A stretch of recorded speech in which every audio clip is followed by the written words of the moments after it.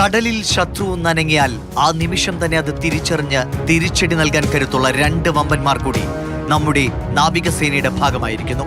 Stealth യുദ്ധക്കപ്പലുകളായ INS ഹിമഗിരിയും INS ഉദയഗിരിയും ഈസ്റ്റേൺ നേവൽ കമാൻഡിൽ പ്രവർത്തിക്കും.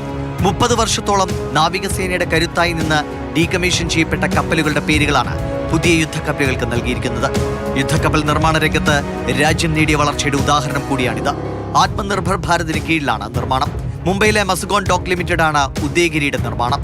ഹിമഗിരി നിർമ്മിച്ചത് കൊൽക്കത്തയിലെ ഗാർഡൻ റീച്ച് ഷിപ്പ് ബിൽഡേഴ്സും. പ്രോജക്ട് 17A ക്ലാസ് വിഭാഗത്തിൽപ്പെട്ടതാണ് കപ്പലുകൾ. ഡിസൈനിലും സ്റ്റെൽത്ത് സാങ്കേതിക വിദ്യയിലുമൊക്കെ ഏറ്റവും ആധുനികമാണ് ഹിമഗിരിയും ഉദയഗിരിയും. ബ്രഹ്മോസ് ക്രൂസ് മിസൈൽ, ബരാക് മിസൈലുകൾ അടക്കമുള്ളവ കപ്പലിൽ നിന്ന് ഉപയോഗിക്കാനാകും.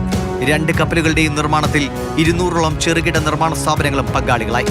4000 പേർക്ക് നേരിട്ടും 10,000 പേർക്കല്ലാതെയും ജോലി നൽകാനും കഴിഞ്ഞു.